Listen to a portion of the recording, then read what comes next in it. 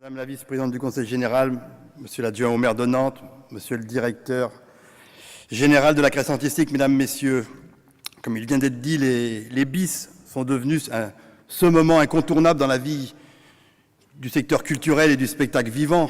D'ailleurs, le nombre de participants et d'exposants le prouve, et je profite, comme mes collègues, de l'occasion qui m'est donnée pour saluer tout le travail de l'équipe des bis, et en particulier celui de Nicolas Marc.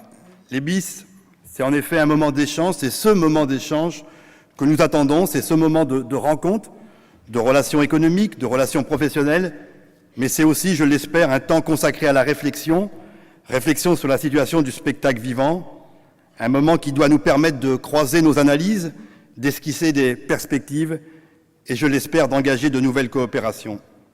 Cette année, ça vient d'être redit, les bis se passent prennent une importance particulière. Importance particulière tout d'abord par le contexte dans lequel elles ont lieu, contexte d'une crise économique, financière et sociale très dure, crise qui creuse les inégalités, qui fait monter le chômage à un niveau rarement atteint. Le spectacle vivant, vous le savez, est bien sûr touché de plein fouet par cette crise. Les équipes artistiques ont de plus en plus de difficultés à monter leur création, les tournées se font plus courtes, avec moins de dates, et surtout, nous assistons à une baisse de l'emploi des artistes et des techniciens par projet, environ 11% de moins entre 2006 et 2009, comme l'a montré une étude récente du Centre national des variétés. Ce qui pourrait permettre de nuancer ces chiffres, les recettes de billetterie en hausse, mais ça serait simplement le fait que les grosses productions cachent la forêt des réalités des petites et des moyennes productions. La précarité de l'emploi s'accroît, vous le savez, et d'ailleurs le pôle de coopération des musiques actuelles en Pays de la Loire a constaté pour 2009 un recours accru au CDD et une forte baisse de la part des CDI. Cette conjoncture économique difficile vient frapper un secteur déjà fragilisé à un moment où les métamorphoses à l'œuvre dans l'industrie du disque et les changements de consommation bouleversent l'économie de la musique. À cela s'ajoutent les perspectives de baisse de subventions au ministère de la Culture et les conséquences des réformes fiscales qui amputent nos collectivités de ressources dynamiques. Les premiers effets se font déjà sentir avec des collectivités qui réduisent leur financement à la culture. L'État, quant à lui, recentre ses crédits sur les établissements labellisés et les premières tendances des budgets des DRAC, comme l'a énoncé Jean-Louis Jossic, qui nous sont annoncées, ne peuvent qu'amplifier nos craintes.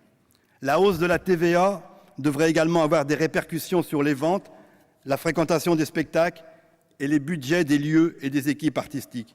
Il est d'ailleurs pour le moins étonnant, surprenant d'assister à un tour de passe-passe de la part du ministère des Finances qui va récupérer, par l'intermédiaire de la hausse de la TVA du spectacle, une partie des subventions attribuées par le ministère de la Culture et les collectivités locales, sans d'ailleurs se préoccuper au passage des conséquences pour la filière du spectacle vivant. Cette conjonction sombre, j'en conviens, peut conduire au repli sur soi et d'être sur la défensive. D'ailleurs, parmi de nombreuses catégories de la population, la résignation gagne du terrain. Mais face aux défis qui sont devant nous, l'heure est-elle vraiment au fatalisme? L'heure n'est-elle pas plutôt à chercher ensemble d'autres pistes d'avenir, d'ouvrir d'autres chantiers et de construire un changement que nous attendons tous? Et pour aller vers ce changement, qui d'ailleurs reste à définir, il nous faut tout d'abord être en capacité, ensemble, de partager des diagnostics sur le spectacle vivant et le secteur culturel en général. Le premier constat que nous pouvons faire, c'est que nous sommes à un moment charnière où nous voyons bien que nous devons réinventer ensemble, un modèle d'intervention publique pour la culture.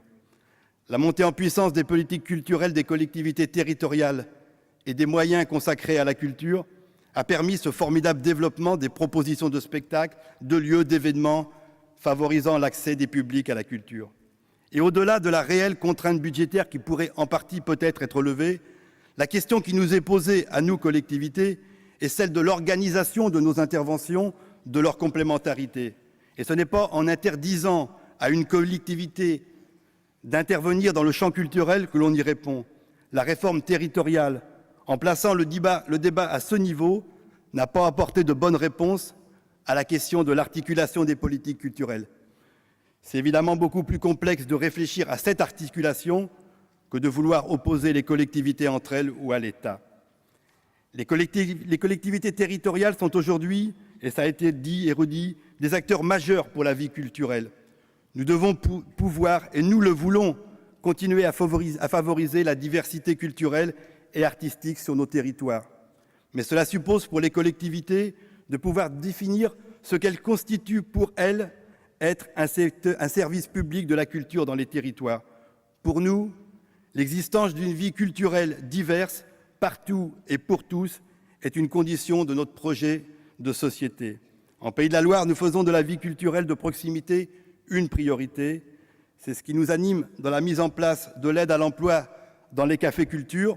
C'est une idée qui avait été lancée au BIS par l'association Culture Babar et les organisations syndicales, car les cafés culture sont des lieux de culture importants dans nos territoires.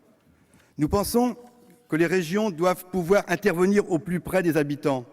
Aujourd'hui, des alternatives à cette réforme territoriale se construisent et la loi du 16 décembre 2010 devra et sera, je l'espère, abrogée si un changement en mai a lieu. Ces alternatives qui sont en cours d'élaboration à l'Association des régions de France ou à l'Assemblée des départements de France permettent de dessiner des convergences, non pas en fonction des institutions, mais plutôt en fonction des réalités de la vie culturelle dans nos territoires. Il nous faut refuser le repli et aller vers plus de convergence, plus de travail entre les collectivités, et la présence ici de nos 3 collectivités pour soutenir l'événement qu'est les BIS en est un exemple.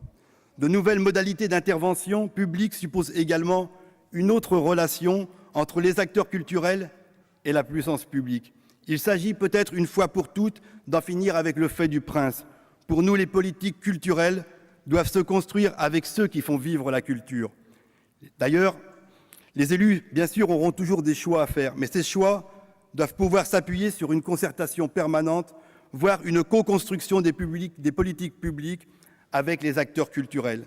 La décentralisation a rapproché les citoyens des élus, mais elle n'a pas permis de contrecarrer la perte de confiance des citoyens dans leurs élus et la politique. Et il me semble que montrer que cette proximité peut permettre d'élaborer collectivement des décisions répondant aux enjeux et au service de l'intérêt général est une perspective forte, nécessaire, indispensable en cette période de crise démocratique. Se faire ensemble entre acteurs culturels et acteurs publics doit être encouragé, il doit l'être aussi entre les acteurs eux-mêmes. Le spectacle vivant et la vie culturelle en général sont, vous le savez, une richesse considérable, non seulement économique, mais aussi symbolique. Cependant, l'isolement et l'atomisation des structures et des acteurs fragilisent énormément l'ensemble de la filière. Nous constatons qu'il y a encore trop peu de plateformes ou de réseaux de coopération. En Pays de la Loire, nous avons soutenu, avec l'État, la constitution du pôle de coopération des musiques actuelles qui compte aujourd'hui 108 membres.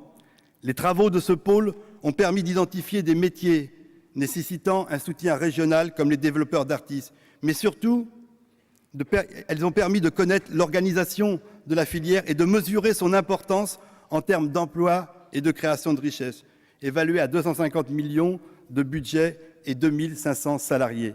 Faire ensemble suppose de se reconnaître dans un métier au sein de la filière, au-delà des labels qui bien souvent ne traduisent pas fidèlement les réalités et ont tendance à enfermer les uns et les autres dans les différences plutôt que de créer du commun.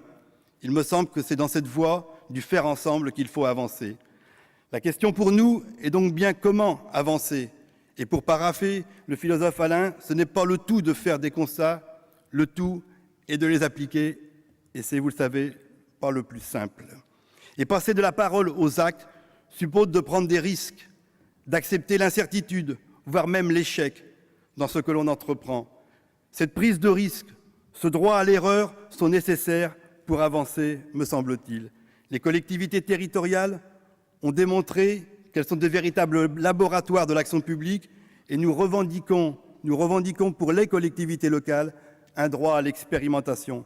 Quand notre région a proposé une conférence régionale consultative de la culture ouverte à tous les secteurs culturels, nous avions une conviction, celle de vouloir travailler collectivement, Et nous avions aussi conscience d'expérimenter, sans savoir que les attentes dans le secteur de débattre, de construire étaient fortes, parce qu'il y avait urgence, une urgence encore renforcée aujourd'hui. Après 2 ans de fonctionnement, il apparaît que cette Assemblée, qui réunit les acteurs de tous les secteurs culturels et des collectivités, a réussi à construire une culture et un langage commun, à définir des priorités. D'autres collectivités, selon d'autres modalités, se sont également engagées dans cette voie. Permettre plus de coopération entre les acteurs, construire un véritable partenariat entre les collectivités publiques et les acteurs culturels dans l'esprit d'un service public de la culture, travailler ensemble à la co-construction des politiques culturelles, me semble être une voie d'avenir. À nous, bien sûr, ensemble, si nous le voulons, de défricher cette voie. Les BIS, cela a été dit, sont ce temps nécessaire d'échange, d'innovation, d'invention dont nous avons tous besoin. À chacun d'y répondre, de prendre sa place. Je vous souhaite ces fructueux échanges et j'espère que les BIS 2012 permettront d'engager de nouvelles dynamiques pour franchir un nouveau cap pour le spectacle vivant et la culture dans notre pays et pour aller, je l'espère, vers un changement attendu et nécessaire. Merci.